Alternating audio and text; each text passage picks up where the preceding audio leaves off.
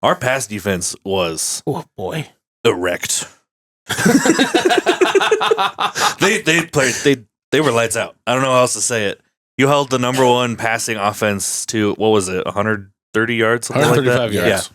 Yeah. It's USC's lowest passing yards total in a game since 2018. 45, 40, 35, 40. He's gonna go. It's time, people. Feel us. Big Red Junkies. Day by day. He gets better and better.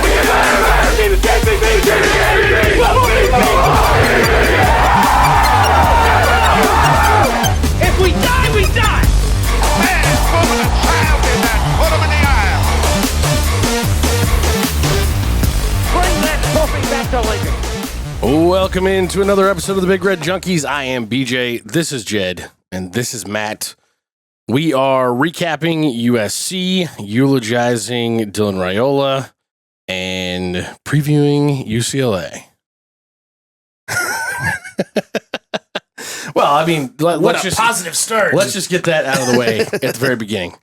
It sucks. It was a terrible tackle that happens to be illegal in the NFL. Those of you that are upset about it should be. It was BS. It was BS, and I wish that there was a call for it in college.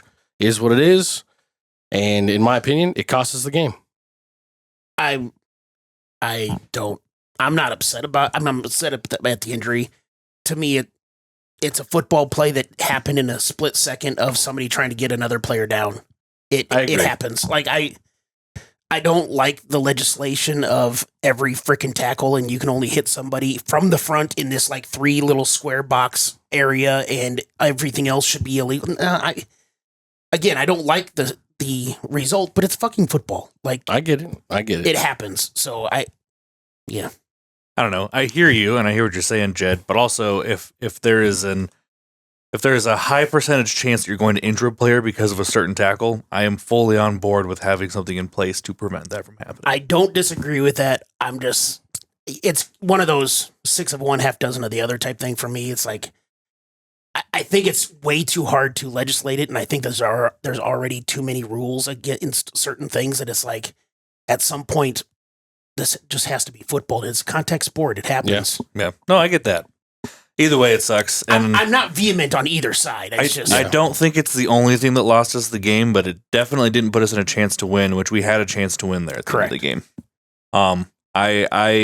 I think TJ Lateef is going to have a busy week of practice. Yes. And I think he'll look a lot better. Obviously, coming into a game like that after not playing all year outside of 2 fluff games, you're not going to look your best. So it's a huge high pressure moment. Yeah. I'm not incredibly concerned about his play as much as it just sucks that Dylan Rhule went out of the game. Yeah, I definitely am not. I disagreed with everybody that came up to me on Sunday. They're like, "Oh, well, our season's over. We're fucked." But I was like, "How do you know?"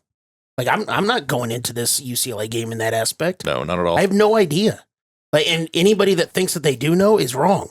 I do think that Holgorsen is good enough of a coach that our offense will change to match Lateef's style a bit better. I mean, hell, it got brought up earlier today on the radio. You know, literally last year, Dana Holgorsen came in short week for himself and had to go to California with a brand new team and a brand new quarterback, a freshman quarterback, by the way. Granted, he had been starting the entire season, and he had to piece together an offense to go up against USC last year. And they looked really good last year. Yeah. You know, in that situation, I have no doubt that Holgorsen can do it. Now, other side of the ball, we have a fantastic story, and then we have an abysmal story, which is passing defense and rushing defense. Yeah. Our pass defense was erect. They were lights out. I don't know how else to say it. You held the number one passing offense to, what was it, 130 yards? 135 yards. Yeah. It's USC's lowest passing yards total in a game since 2018. We fucked them up. We had good pressure on the quarterback for a good majority of the game. Like his timing was off. He just looked uncomfortable the majority of the game. Yes. But that kind of didn't matter because we gave up over 200 yards of rushing. Like, that's not acceptable. But that also, in my opinion, doesn't matter. When you look at the overall scheme of the game, when you look at the way that the defense played overall, There's a lot of people that are just trying to absolutely trash every chance they get on this defense. And I don't get it. Guys, this is a stat that probably no one's going to talk about this week, but for the first time since 2009, do people remember who was on our defense back in 2009? Mm-hmm. Little guy by the name of Ndamukong Suh, Levante David. Did you say a little guy? Yeah. He's just a little guy. He makes you look small. For the first time since then, we've held our first 9 opponents under 400 total yards. Every single game. When you think about all of the shade and all of the trash that's been thrown on John Butler and his scheme this year, and the questions about whether or not he's a real college defensive coordinator, when you hear about all the crap about all of our, yes, is our rush defense poor? Yes, it's poor. But overall, our defense is pretty damn good. Yeah, but that overall is way heavily skewed by the pass defense. That's my point. You have a defense that held the USC team that was coming in here high flying to 21 points. That should have been more than enough for us to win the game. Hands down. That's fair. And we were right on track to go win that game until Dylan Raiola got hurt. And all the wind got sucked out of the sails of our offense. I hear the stories. I hear the comments about game management and this thing and that thing and timeouts being wasted and yada, yada, yada. Rhule had a great explanation for the timeout situation on that 4th and 1, which I don't believe. But anyway. Yeah, I don't think it was a great explanation. It was a terrible explanation. I think it was a fantastic explanation because it was wrong. How's it wrong? It was an explanation. How's it wrong? Tell me how it's wrong. Because he said that he was trying to tell the referee that he needed to pump the clock. If you watch the game, you can see him talk about, he pushed him like this. He wasn't talking about pumping the clock. Who cares? I'm just saying his explanation wasn't correct, but I'm also not going to sit here and call him a liar. I'm saying his explanation. I don't understand why him saying he pushed him. Like what he was explaining in the press conference was typically if there's a dust up after a play, they will pump the clock. They didn't pump the clock in that moment, so he had to burn a timeout. Also, lack of timeouts. And he didn't have to burn the timeout. Lack of timeouts didn't put us in a bad position at the end of the game. We had 3.5 minutes left. We got the ball. I agree. Granted, you have 1 timeout left with a freshman quarterback who's just been thrown into the biggest game that he's going to be in this year. But at the same time, which is 2 timeouts left at that point in the game. Yeah. I do want to bring up another stat from this game, at least on the passing defense, because I would disagree with you saying that it doesn't matter as far as giving up 200 yards, because I think it did matter, because they didn't come up with a play when they needed to. But speaking of Lincoln Riley's offenses, I tweeted this to Michael Severe earlier today. It was the 2nd lowest completion percentage since Riley got to Oklahoma that Riley has ever coached. Holy cow. That's a fucking hell of a stat. 2015, his first year at Oklahoma versus TCU, was the only one that it was lower. It was also the 2nd lowest passing yards since Riley got to Oklahoma, and the lowest was against Iowa State in 2021. That's wild. Yeah. So, I mean, this offensive genius that Lincoln Riley is, Nebraska held them to the 2nd lowest completion percentage and 2nd lowest. And we probably hold them to maybe 7 points if our rush defense stands up. Yes. That is my point. I'm not saying the defense as a unit didn't do a good job. They did a fantastic job. Yeah. But it wasn't the front line that was doing that job. And I guess I don't mean to say that the 200 yards in rushing doesn't matter at all, but your whole point of playing defense is to keep them from scoring. Yes. We did the job on defense that we needed to do. The offense just wasn't there at the end of the game to get it done. But at least at the end of the game, we also didn't stop them when we needed to. So it's 6. And I'm not trying to say that the defense sucked or trashing the defense as a whole, because it's a team situation, it's a group situation, they played really, really well against the best offense in the country. Yeah. Positives. Those same players that I'm upset didn't tackle on the run were also the ones rushing the quarterback, getting him under pressure and making him throw the ball away. Yeah. But giving up 10 rushing plays of 10 plus yards, that's a lot. That's a lot. And that's a problem. Yeah. And it needs to at least be addressed. And other than that, the defense played great. How do you address it, though, right now? How do you address it right now in the season? That's why I'm not a coach. We are what we are. We don't have the bodies in the middle up front. Yeah. That's obvious. And they're doing everything they can, but patchwork is patchwork. And we don't have the personnel for this. Yeah. And the conversation that I continue to come back to in my own head is that's not even on this coaching staff. That is on the previous defensive staff that was here that left the cupboards fucking bare.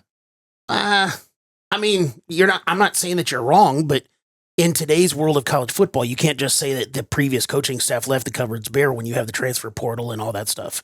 I mean, we also didn't have the money to pay all the extra guys that we needed. I mean, part of what Rhule talked of the about game. I mean, 3 or 4 weeks ago on the podium. I'm not going to sit here and blame the previous coaching staff that left the cupboard bare because, number one, you still have the same head coach. And again, you have the transfer portal to be able to stock those cupboards. And they just didn't. That's fair. I mean, one of the guys that they kind of, put all of their money into, and I don't mean actual money, I mean chips on the table type situation. They redshirted last year thinking he was going to be the next Nash and Ty in Riley Van Poppel, and he just hasn't not been having the season. Yeah. What they expected. What do you guys think about that? Because for me personally, I kind of look at it and I say, it's kind of like when they had Nash go wrestle and then come back and he had mess with his body a bunch. The whole point of him redshirting that was explained in the offseason was that they wanted him to get his body up to the weight that they wanted him to play at. Mm-hmm. And he accomplished the weight portion. But he doesn't look like the same player he was when he was out there playing as a freshman. Yeah. It's confusing to me is what I think about it. Yeah. I don't understand it. It's a similar head scratcher to me along the lines of the Cam Lenhart situation. Like why we can't get consistent play from him. And he hasn't looked like the same guy since his true freshman year. And again, this was brought up on the radio earlier today too. What do you think about what Todd Blackledge said about John Butler being the defensive coordinator and coming from the NFL, where in the NFL you focus more on getting rid of stopping the pass before you stop the run? Yeah. And having that mentality coming into college, and that's not what you can do, especially in the Big Ten. Yeah. You need to focus on the run. I mean, you're at least just as much. It's just a different game is what I'm... I agree with you 100% on that, especially when you're focusing on Big Ten play, when we've got Iowa coming down the pike and we've got a Penn State team that's going to try and run all over us with 2 really good running backs. I agree with that to a certain degree, but I also think the bend don't break mentality works really, really well for Ohio State and really, really well for Oregon. So I don't anywhere you look across college football right now, it's not the same tradition that we've had. Like you have an Ohio State team that's playing a 100% NFL style. And I'm only saying this as kind of a devil's advocate side with what you just said. You also just brought up 2 teams that are 2 of the best teams in the country that have some of the best talent in the entire country. So it's, to compare, whether it's Nebraska or other teams in Nebraska's weight class to, the best team in the country like at Ohio State, that's a little tough to as far as, Ohio State can afford to do a bend it, but don't break with elite athletes that are going to all probably play in the NFL. Yeah. That's not what Nebraska has. Right. So my question to you is this. Do we have a personnel issue or do we have a coaching issue? I'm not saying that the coaches are 100% not to blame for anything because every coach makes mistakes. Also, you got to remember the D-line coach is also from the NFL. Mm-hmm. Terry Braden is... He's also a brand new full-time, it's his room guy. Right. He's never been the guy coaching. And I think he's doing a fine job with what he has. I personally just think we don't have the right bodies to play the defense that we're trying to play. I don't think it's, again, I already said it once before, 6 of one, half dozen of the other. I think it's more of that situation because, you can't, and I'm not saying that you're not blaming the coaches or not blaming the players or only putting it on one side. It's both. And I think even the coaches would come out and say, it's on us too. Well, the coaches are always going to own it. Yeah. But I absolutely agree. But I think that they're right, too. I think it's a little bit of both. Both of them have to get better. With what we have from a schematic standpoint, how would you make an adjustment there? Because I feel like the idea of the 3-3-5 that we knew the last 2 seasons, that's been basically thrown out the window. Yeah. We're not playing a 3-3-5 defense anymore. I think they're trying everything they possibly can. We just simply don't have the bodies for it. I agree. I also think it's an interesting conversation when you look at almost, and I'm not trying to pick on your boyfriend here, but almost regression in the linebacker room from a vision standpoint. Yeah. I know that, and this is something I was saying this in the first half when UCLA or USC on their, I think it was their second drive, That was when they just started gashing us up the middle, and they were getting perfectly blocked setups into the second and third level. I mean, perfectly. And we had like Singleton was back there making the tackles they needed to make to stop those from being house calls, which kudos to him. But at the same time, they were getting to the second level with absolute ease and sealing off block. Like and our guys were just, it was like they were standing there like, hey, I'm going to block you there, so I need you to be there when I get there. Okay? Like the vision from the second level seems to be almost, like I said, regressing this year. It's kind of strange. How many times have I, through the years of us knowing each other, how many times have I said in college, you can run the same play over and over again until they stop you?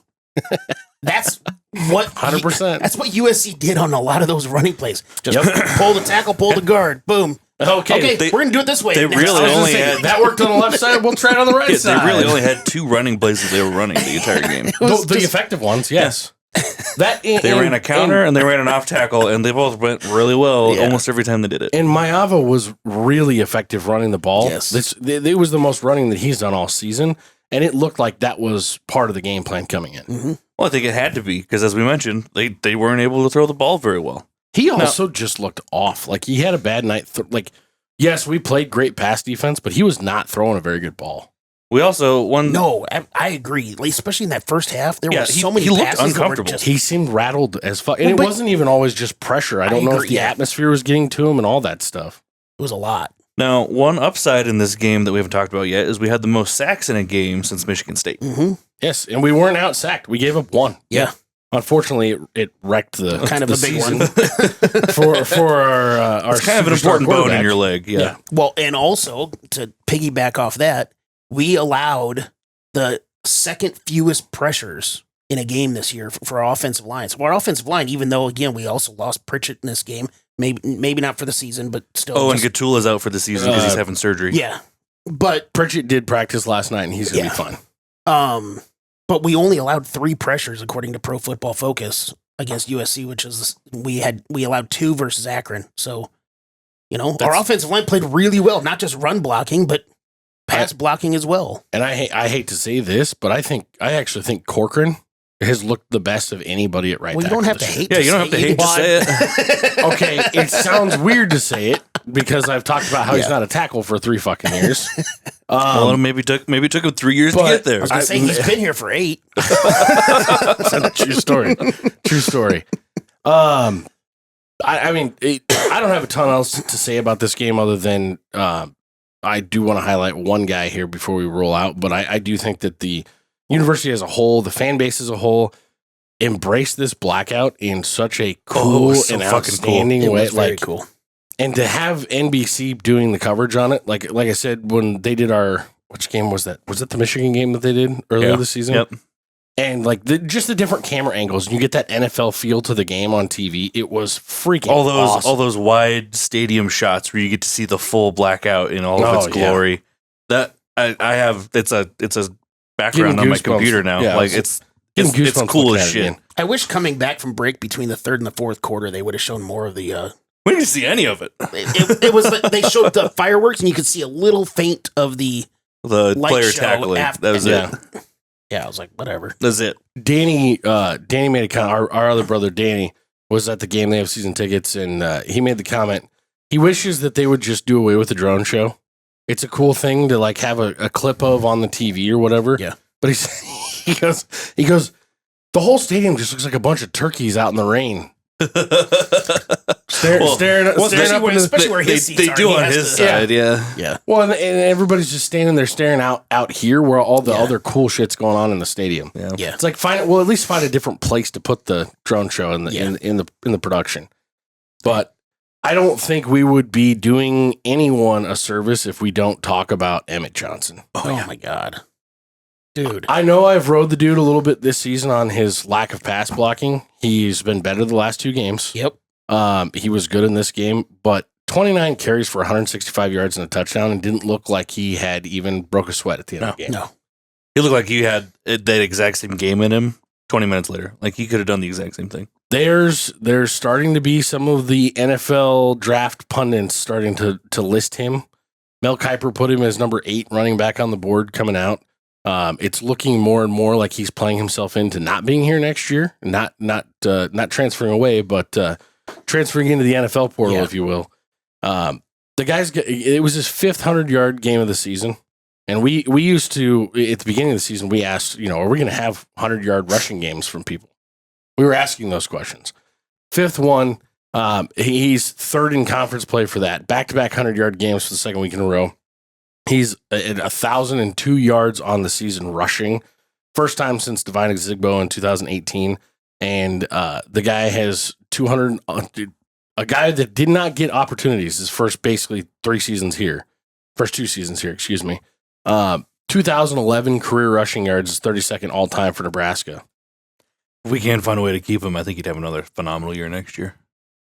Yeah, good luck. That's the thing. Well, yeah, the only side note to that is if he's going to wind up being a day 3 guy off the board, he could potentially be making more money staying in Nebraska next year. But you're also just for 1 year. Yeah, I was going to say you're limiting your possibilities down the road. Unless you have another big year. The other big thing, he's to double-digit touchdowns this year, guys. If you recall, he had 1 last year. Mm-hmm. We did have a red zone high flyer, if you will, that took all those away from him. Yeah. But 10 rushing touchdowns in the season. I mean, the guy is just he's balling out. He's rated. He's ranked in the top 5 nationally in a bunch of categories. He's ranked in the top 2 or 3, if not first, in pretty much all the Big Ten categories. It's pretty incredible to see. Breaking tackles. He's physical, like breaking towels. Yeah, he's breaking towels. He's probably breaking towels too. Yeah, he's about the funnest running back to watch at Nebraska in a long, long time. Yeah, because even as good as like Divine Zigbo was, I think Emmett Johnson's more fun to watch. I more think of somebody like an Amir Abdullah, watching him cut like that and dance around and run people over for his size. Mm-hmm. That's who I think of every time I watch him run. Yeah. A guy who's still playing in the NFL. Mm-hmm. It's a sad deal that we lost the game. It was disheartening. I think the anger from the fan base and the people that are, we never should have extended Rhule and all that stuff. Like, get away from the overreactions. Shut the fuck up is the message there. Be upset for 5 minutes and post your shit on Twitter on Saturday night and then delete it on Sunday morning. You don't need that stuff living in your life. There was a lot of really, really good things to take away from this game, and it looked like, actually a guy that kind of torched Nebraska for the first half of the season, Ari Wasserman of On3, he made one of the best tweets that I saw of anybody after that game, which was basically just talking about Nebraska fans need to calm the fuck down because that was a way better team that he was looking at on Saturday night than he's seen for the last 3 seasons. We're making progress. We're obviously going to take a step back with Dylan Raiola, but or with losing Dylan Raiola. Yeah. But how many times, guys? How many times in the last many years have we talked about games against these ranked opponents that we've been losing? We just want to look like we belong. We looked like we belonged in that game. We controlled that game for the first half. There hasn't been a game this year that we didn't look like we belonged. Well, I agree with that. I'm just talking about this specifically. It's like we belonged on the field in that game. Yeah. And for the entire game, even when Latif was in there, we still belonged on that field. So, and when you break it down just from a bird's eye view, it sucks, and I'm pissed, and it's frustrating, and all those things. But I can get over this one pretty quickly. Well, I am over it, but I'm just saying. Think about it backed up like this. Just on the offensive side of the ball, you've got your 3rd string right tackle playing. You've got your right guard gloved up. He's got a busted ass hand. You've got your center and your left guard. They're in good shape. But then you've got your left tackle who's been in and out of games and didn't start for the first half of the season. And then he goes down with an injury. The next offensive play after Dylan Raiola. Mm-hmm. And you had probably the best offensive line performance in the entire season. Yeah. That's a lot to overcome and a lot of positives when you factor all those things in. So everybody needs to take a breath. Everybody needs to get ready to move on to USC. I do want to hear what the questions look like. First question was receiving yards by Mekhi Lemon for USC, 99.5. He only had 2 catches for 18 yards. So that was such an impressive performance by Sierra Wright on him. Wasn't always Sierra Wright, but yes, I think the entire secondary takes a lot of credit with all that. But Matt, you were the only one to take the under on that one. Total Good work. Second Lemon. Total yards. Sound like you said second lemon. Suck it, lemon. Yes, suck it, lemon. You also just have a fun name to say. What can I say? Yeah. Lemon. Total yards by Nebraska's offense, 324.5. They had 286. Matt and myself took the under on that one. Sacks allowed by Nebraska, 3.5. They only allowed 1. Matt and myself took the under on that one. God, am I going to hear my name at all? Next one you will. Emmett Johnson total yards 129.5. Obviously, he went way over on that one, 180. Matt, myself, and BJ took the over. The fans tied that one. They were fans. They were Where 50, were you? They were 50-50 on it. Total kickoff return yards by Nebraska, 49.5. We had 2 returns for 48 yards. Wow. Motherfuckers. Wow. I was right there. I know. Oh, Wow. Shit. That's crazy, actually. Way to set a line there, Jed. I guess. That's like a Vegas line right there. I'm Holy shit. more upset about that than the rest of the game. BJ and myself took the under on that one. Fuck up. You're hearing my name a lot, by the if they way. had- Yeah, no shit. If they hadn't kicked that one out of bounds, we would have gotten there. Maybe. Who will have a higher completion percentage, Maava or Raiola? Raiola obviously won that one because Maava only was 39.1%. Even though he had 7 yards, Latif still went over that too. Yeah. Everybody took Raiola on that one. Pressures by Nebraska's defense, 9.5. They had 13. They were all over the place. BJ and myself took the over on that one. Who will have a higher per punt average, USC or Nebraska? USC averaged 39.3 per punt. Nebraska averaged 37.5. So it was USC. Everybody took Nebraska on that one. Totals, I went 7-3. Matt went 6-4, and BJ, you went 5-5. I mean, for the way it started, I really am impressed that I got to 500 on that. And the fans on Twitter last week they went 7-1. This week they went 1-7. Oh, shit. Whoa. Yikes. Were there any individual standouts that we need to mention? Yeah, on the YouTube page. You know I'm waiting to hear about Julie. Yeah, I know you are. Yeah. Hunter won the week. He went 7-1 himself. We did not have a guy go 8-0. The guy that did go 8-0 last week, he went 4-4 this week. So he came back to reality. Losers of the week are Hanky Panky and Sonny, who only got 2 correct. Yeah. Like as a group or? No. No, Individually. So everybody did better than the collective? Yes. We're getting some budding rivalries in the YouTube chats. I love it. This Corgi Dad, PDX Corgi Dad, he said that he wants to beat the guy that wants to beat Julie. So in other words, he Is that like standing up for Julie, or is that just like trying to one up? I don't know. I think he wants to beat Julie by at least 2. So this Yep. One-upper. this Corgi Dad wanted to beat Lee. Corgi Dad, you went 3-5 and Lee went 4-4. So you didn't beat him. Sorry. Don't know what to tell you. As for your friend Julie, she made a comment that she said she will beat BJ by 2, Matt by 1. Oh boy. And that I would beat her by 1. So, and she actually did. What a prediction. Yeah. So she actually did put her spread prediction and the total prediction. So I added those in Love there it. so that we could see how she did against all 3 of us. Love it. So like I said, she wanted to beat BJ by 2. She beat you by 1. She tied Matt, and she lost. She did correctly pick that one. She lost to me by 1. She did almost everything right, but I got you, Julie. That's damn impressive, Julie. So yeah, You're coming up in the world. She went 6-4 as a total. So Wow. That's awesome. I'm feeling a little hungry. Do you like chicken? Do you like the world's best chicken? I happen to love chicken, and I'm here to tell you, Trax Lounge in Omaha has the world's best chicken, and that's a scientific fact. Actually, ever since 1965, Trax has been proudly serving the world's best chicken right here in Omaha at their original location just north of Center on 1506 South 60th Street. But honestly, their chicken is so good, they've officially flown the coop and opened a second brand new location out in West Omaha on 18111 Hugh Street. If you like your taste buds, you want to treat them right, get over to Trax today and get some of the world's best chicken. If you really like your taste buds, get the hot buffalo mixed with garlic parm.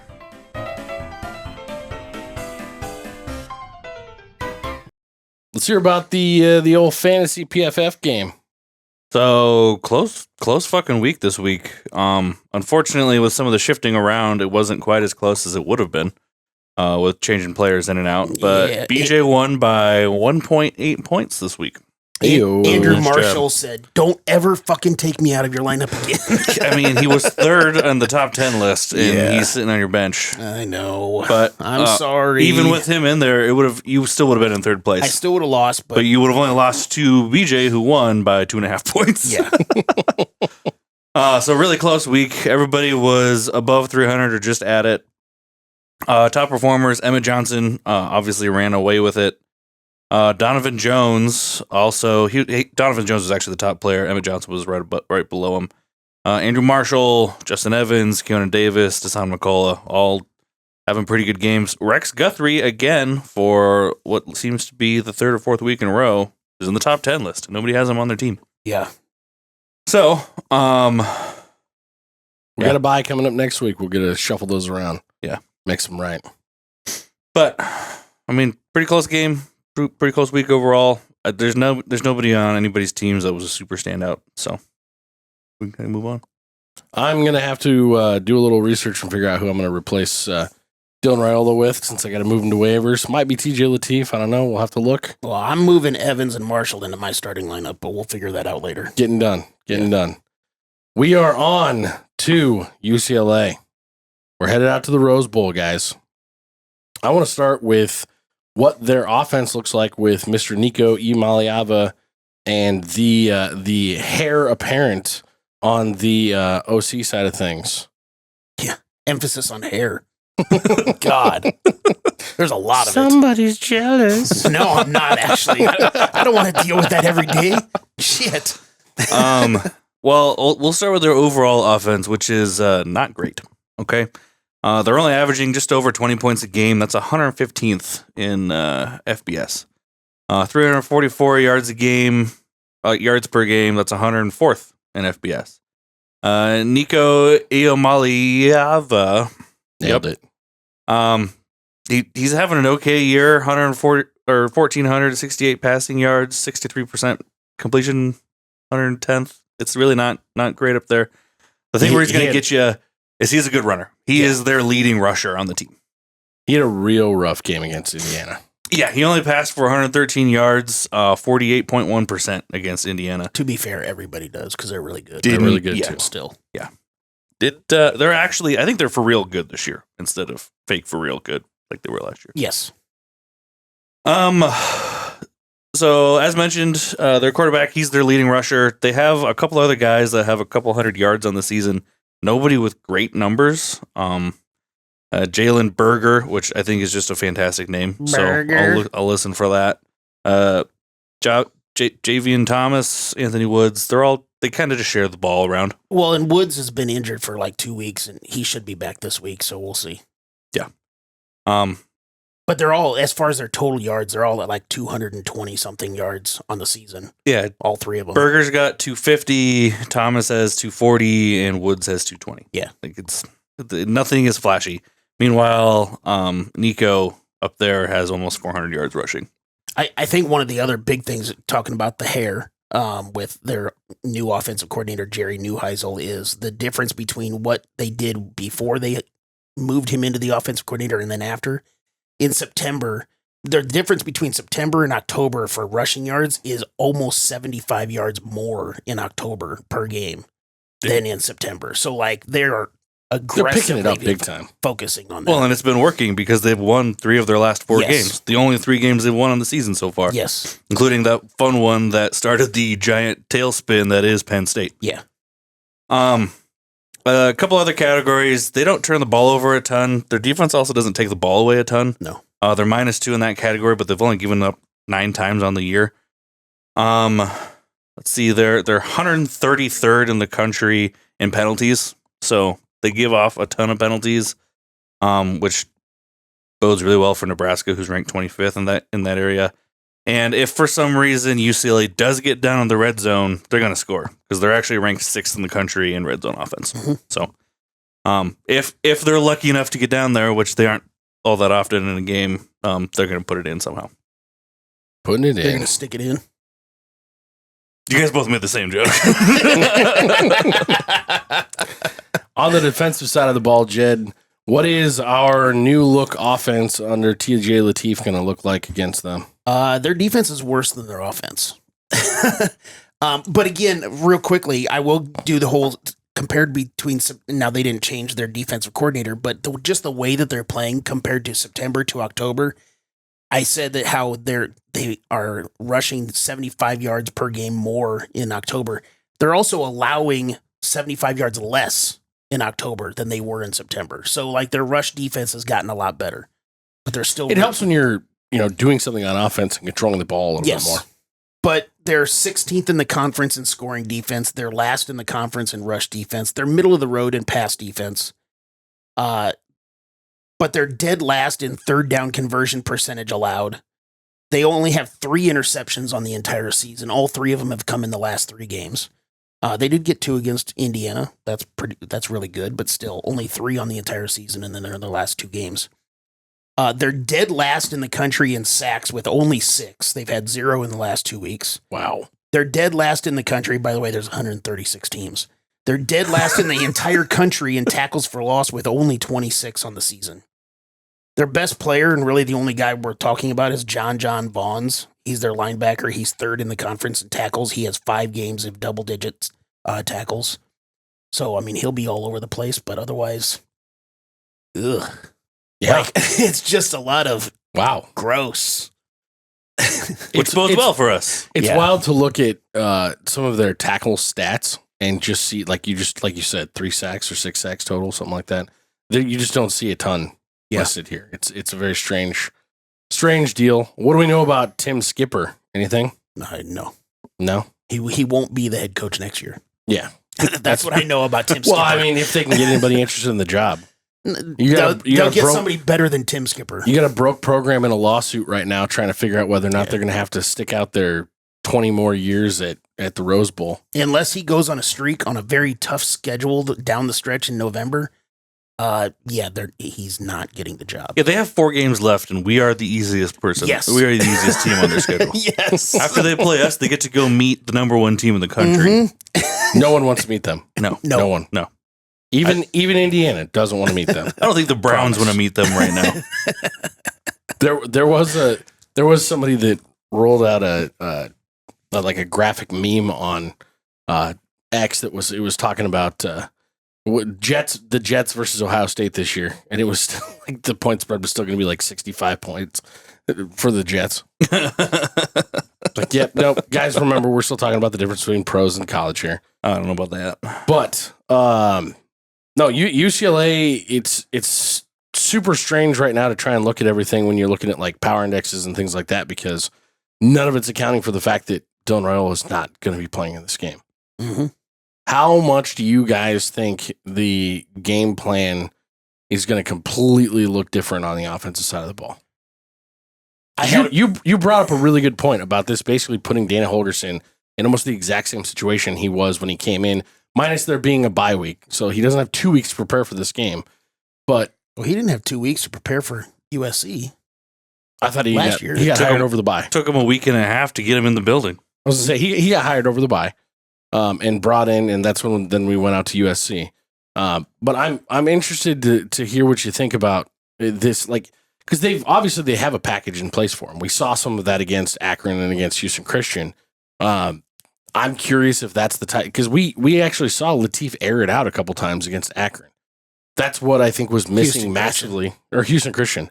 I think that's what was missing massively in the end of the USC game. It was they were able to bring everybody up and absolutely load the box on the run because they didn't think we were going to try anything down the field. Yeah. Do you think that we see a little bit more free, a little bit more loosey-goosey with the quarterback run game maybe, or are we going to see a lot of triple option type stuff? Any thoughts? I had a friend ask me that question earlier today, and I literally was like, I have no clue what to expect from this. I do trust that Dana can come up with a game plan. I think that the biggest problem that Lateef had was nerves, not lack of preparation, so but it was just a nerves. Huge moment. Yes. Huge moment. And I think being able to have an entire week knowing you're the guy is much different than anything else. Mm-hmm. And that's exactly what he's going to have. He's going to have Dylan Raiola in his ear helping him out this entire week. And I think it's going to be a drastically different TJ Lateef that we saw in the USC game. But I really have no clue. I think it's going to be positive, but I don't know how positive. The thing that excites me is this. You have Jalen Grandstad on the roster as a QB that has, 6 years of playing experience at the college level. And yes, he's an undersized guy, but the guy can throw the ball. The guy can manage a game really, really well. Beat him out for the number 2 spot. You have a former 4-star guy who started some games at Purdue in Davila, who came in here as a transfer expecting to get some ability to try and vie for that at least number 2 spot, beat him out. There's obviously some talent, and the coaching staff really likes what he's got and what he showed in the offseason and what he showed so far this season. That's what gives me the most hope in this game, that they're going to have a game plan ready to go for him that's going to look probably a little bit different than what we've seen because of his mobility. There were different times in that game where if he would have just actually handed the ball off instead of keeping it to Emmett might have been gone for some stuff. Those moments, like you said, they felt like they were just, the moment was just too big for him at that time. He's a true freshman guy. I'm excited about that. I'm excited to see if we can actually get any of our receivers going. But I guess my big question to you is this, and this is not by any means, somebody's going to take this the wrong way. This is not a shot at Dana Holgorsen or at Dylan Raiola whatsoever.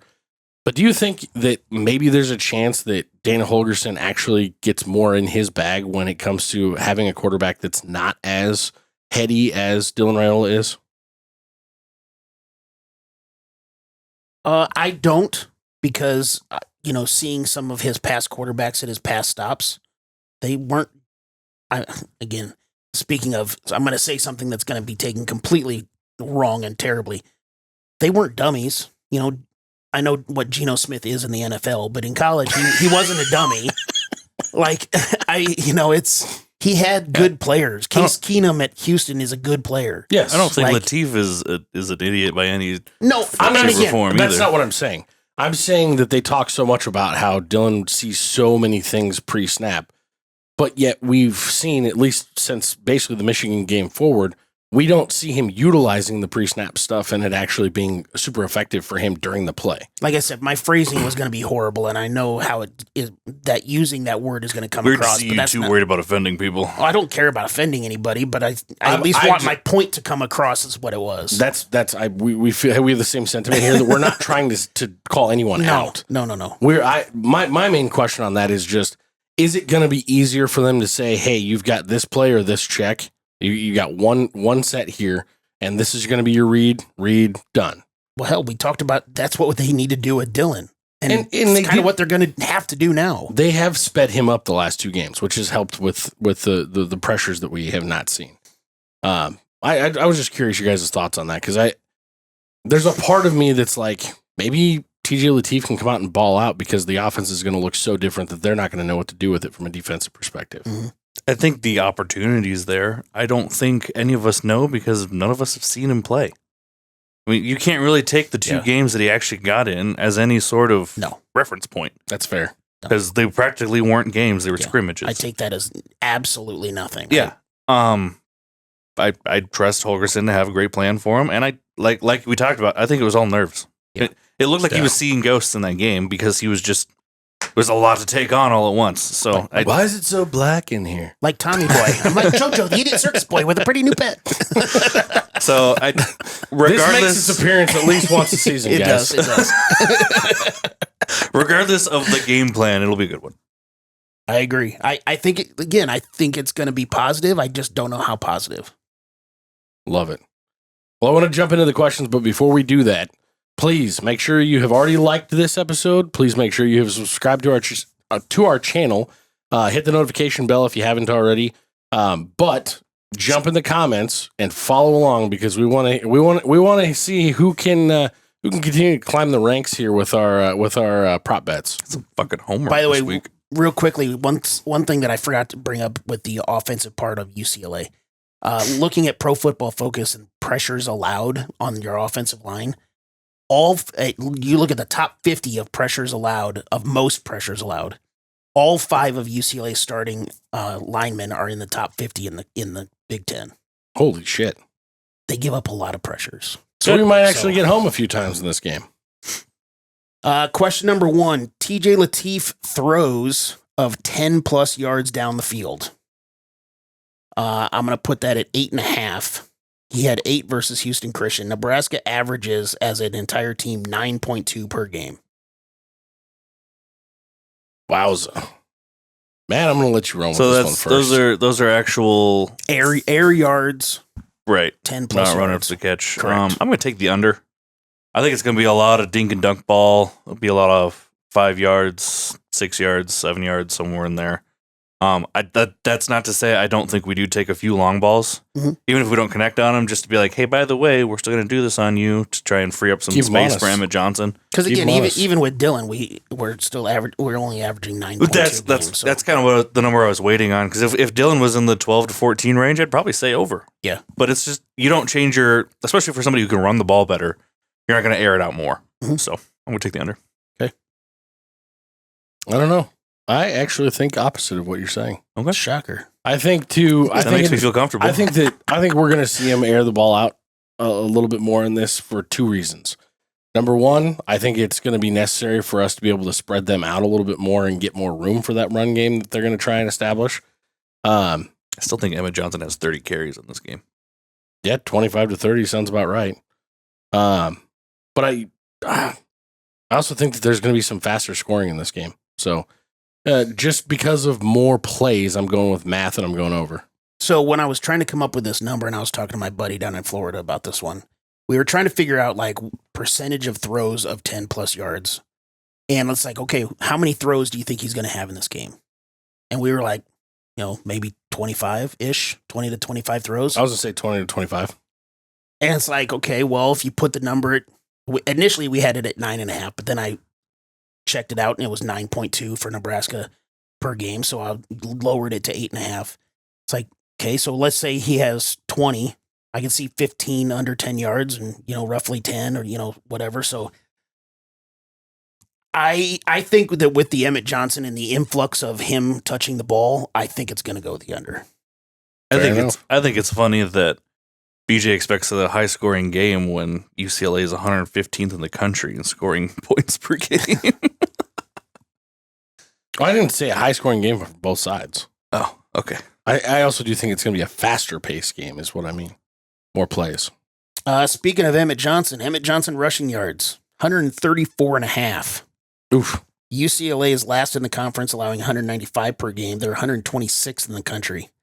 UCLA has allowed 2 running backs to go over 100 yards. That's Komalafe at Northwestern for 119, and Damon Bankston of New Mexico, they had 154. That's such a high number. 134.5. Yeah, I got to go under just because. It is a high number, but UCLA is bad. Yeah, but I think Lateef eats up some of our rushing yards in this game. A good way to look at it. I got to go under on this one. He's gonna go over 100. Fuck, that's a high number though. It is. So it was also funny when I was talking to my buddy about what number to put on this. I think Emmett's at like 112 per game right now. But and that's divided by 9 because we've had 9 games. But since he didn't play in 2 halves, if you divide it by 8, he's at like 125. So it's like, let's just put it right. I don't think the number's terrible. I just think it's too high for my taste. Yeah, you're good. BJ? I'm going over. I like this. I think EJ's just going to continue to chew up yards. He's kind of on a mission right now, and I think that he's not showing signs of wear and tear. I see it. Going over. I want to go over, and I think that it's highly likely that it will go over. But I think if it was Dylan, I'd take the over 100%. But I think having the backup quarterback, I think that they're going to play closer to the box. I think they're going to be like, let's make Lateef beat us. We're going to focus solely on Emmett not beating us. I kind of just am going to go with the under for that reason. Question 3, sacks allowed by Nebraska. I'm doing this one every week because it had been bad, but it's been obviously getting better the last 2 weeks. especially with a mobile quarterback. I lowered it all the way down to 1.5. Also because UCLA has only had 6 sacks on the season. Again, they're last in the country on that. I'm going under. Okay. Yeah, I think if it was any team but UCLA, I would take the over. But because it's UCLA, I'm with BJ on this one. I'm taking the under.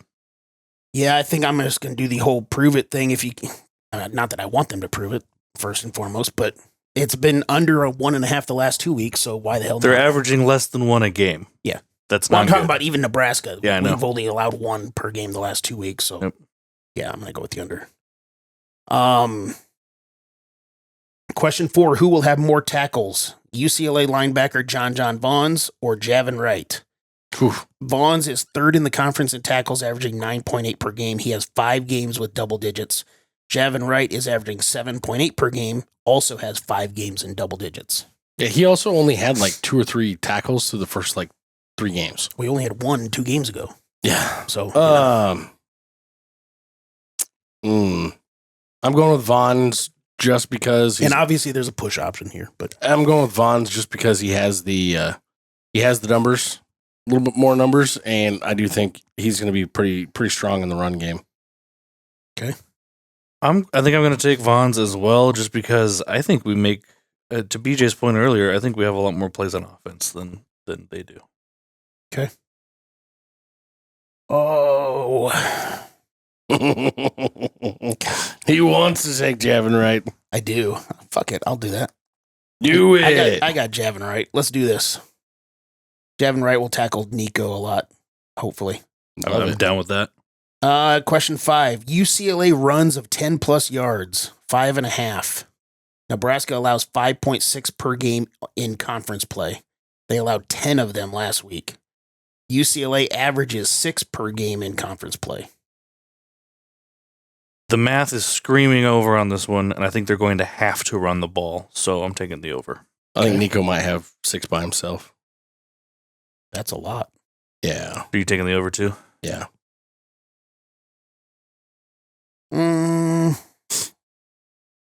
I think the whole UCLA's whole game is going to be Nico.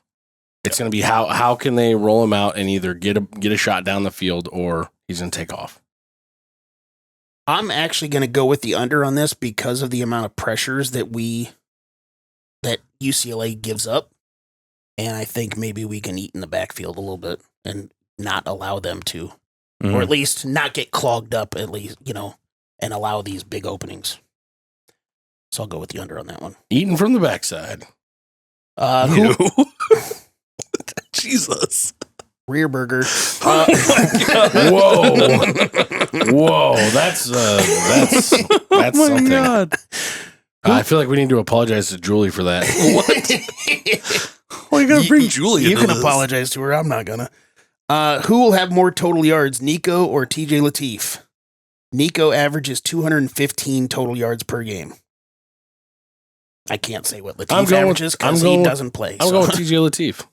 Yeah, I was actually thinking Lateef as well. I think he's going to have a better game throwing the ball, and he's going to get some big runs out. There's always this weird, when a backup takes over, that first game. Have you ever noticed this? It's in college and it's in the pros.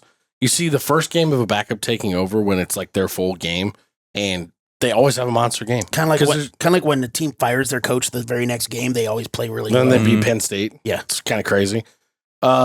Yeah, no, I think we're going to see TJ Lateef ball out a little bit in this game. Yeah. Plus he's got. This is also an underlying storyline that I haven't heard anybody else bring it up yet. He's going home. Mm-hmm. He's an LA boy. He's like 10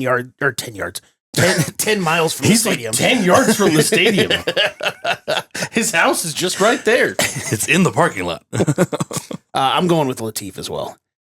Question 7. Average starting field position, Nebraska plus 4.5. Nebraska's average start is at the 33-yard line. They're top 10 in the country. UCLA's average start is at the 26, 108th in the country.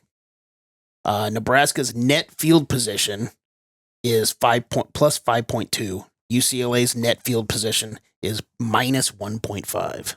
You said it at plus 4.5? Plus 4.5 for Nebraska. I'm taking over. This one screams special teams as well. It's better. We didn't talk much about special teams because they weren't really a factor in the USC There's game. Nothing to say about it. They did a really nice job, actually. USC did of mitigating what we could do. This is going to be they mitigated it just shy by 2 yards of the kickoff that I fucking needed. Yep, we're going to see some more electricity from the special teams this week, I think. Yeah, I'll take the over 2. Okay. Yeah, I think I agree with you. I'll go with the over as well. I could even see us being slightly more aggressive on special teams in the return game just to try and give that field position advantage to our young quarterback. My last question is field goals made by Nebraska, 1.5. They are averaging 1.3 made per game. We have missed at least 1 in the last 2 weeks. That was a tough one, though. That was an unfortunate one that we missed. I mean, he had it by a yard if he had it to the left just a little bit, but only by a yard. That thing was right at the bottom. I'm going to go under because I think we're scoring touchdowns, not field goals. Okay. I'm going to go over just because I don't want to agree with BJ. Fair. Do you think Rhule trusts him? Yeah. Yes. Okay. Rhule trusted him to kick that ball, and the ball was fine. He just didn't have the leg. Rhule knows now. Get 3 yards closer. I mean, he has the leg for a 52-yarder. He did it against Cincinnati. He had a 53-yarder, yeah. But in the weather conditions that were drastically different, that's a different conversation. So, yeah. Unless I'm wrong, should be nice weather. Also, think about the chaos and the scramble that went on before that. Like, there was a lot of stuff working against us. Yeah, we practically iced our own kicker. Yeah. There's a lot of stuff going against our situation there. Fucking stupid, too. But I'm going to go with the over. New quarterback might screw up a couple of times as far as on the drives and stall out. Yeah, that's my thing. I think we'll get down there a lot. I think we have to take points when we can get them. Yeah. That's it. That's all I got. That's all you got. Well, guys, we are going to get to see an old school Pac-10, Pac-12 style kickoff at 8 p.m. on Saturday on the good old Fox. I'm actually pretty excited to see this happening on Fox, and the fact that it's an 8 p.m. kick, it's gonna be kind of wild. It's gonna be kind of weird to see us playing that late, but I'm excited about it. Gorgeous game. I'm not really going to talk too much about any of the power indexes, like I said, because they factor stats only, and they have not factored in Dylan Raiola in this. And most of them still say Nebraska with anywhere between like a 55 to a 75% chance of winning this game. Yeah. I think it's closer to 50-50. The odds makers in Vegas have put it closer to 50-50 because typically you're looking at a 1.5 to 3.5 point home advantage. They've got UCLA starting. They'd opened up at -2.5. It's still sitting at -2.5.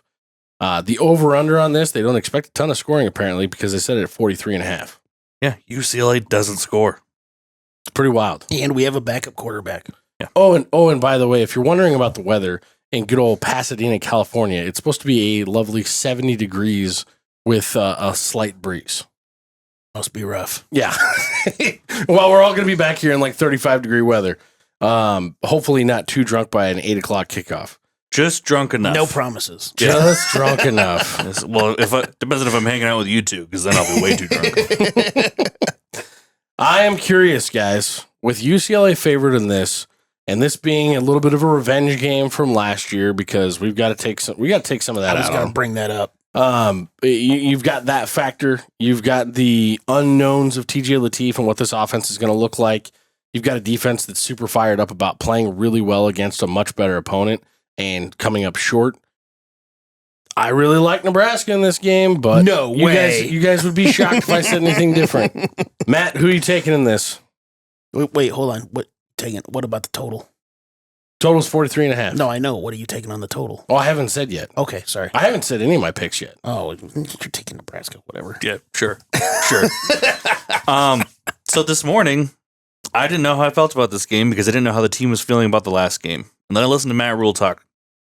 And I think the team is fucking ready to go this week. That said, I don't like the travel. I don't like that UCLA looks like a completely different team over their last, 4 games. Outside of the last game. Yeah, whatever. They've played some good ball this last month. Yeah. So I think it's going to be a close game. I do think Nebraska pulls off a win. So I guess I'm taking Nebraska with the points. And I don't think it's going to be very high scoring. Nebraska maybe scores 24 and UCLA doesn't. So, so under. Well, there's taking the under. The team with the most points usually wins the football game. That's high class analysis from the side of the table. Love it. No shit. I completely agree with what you said, specifically at the beginning, where this morning I had no idea where I was going to go, and all day I've been thinking about it, and I waffled back and forth on which team I was going to pick. I agree with listening to Rhule in the press conference today. Kind of got me fired up, which he usually does. Man, he's a little good at that. Yeah, he is. And like you talked about with last year's game, that just pissed everybody off. Mainly, and this is not a disrespect on UCLA, because of us. Just like the Minnesota game this year, we did not show up. Yeah, that was our shit stain last year. And everybody that's on that team in Nebraska that was on that team last year should be fucking pissed and should be coming into this UCLA game going, you know what? Kudos to you guys. You guys came into our house and punked us, pushed us around, made us look like little children, bullied us around in our own house. We're going to come over there and return the fucking favor. Again, no disrespect, but it's got to come back. Yeah, and it can be disrespectful. I don't give a shit. That's fine. Oh, and by the way, we're going to have more fans in your stadium than you are. Well, that's a low bar, but it's a big stadium. Somebody's got to fill it. The bar is the bar. Yeah, and we will have a ton. It'll be better than the Maryland game was. I have some family members that live out there. They're going to the game. I was supposed to be going to this game, but it just didn't work out. So T and Terry Meyer, have a great time. Be loud. I know you guys will be, but can't imagine anybody related to you being quiet. Well, they live in California. They're a little more reserved than I am, but I am going to ultimately think Nebraska's going to pull out a victory in this, a very close game, just like the UCLA game was. So yes, I will take Nebraska to win this game because I just want them to do exactly what they did to us in their house. And I agree with Matt. I'll take the under on the total. And like Rhule talked about today, good teams don't lose back-to-back games. Yep. It's a true story. Really good teams don't lose. So there's that. I am going to go with, I'm going to go with we look really good on Saturday at 8:00. And I also think that we look good enough that the over hits on this. I know I've called the over the last 2 weeks and it hasn't hit. It's hitting this week. Notice I didn't have to sit here and I had it typed out. I know you're shocked. If you dropped your comments with the prop bets, make sure you go back and add another comment and tell us what you think this one's going to look like. Again, minus 2.5 UCLA, over under 43.5. Go Big Red. And this may be the most unbelievable night in Cornhusker football history.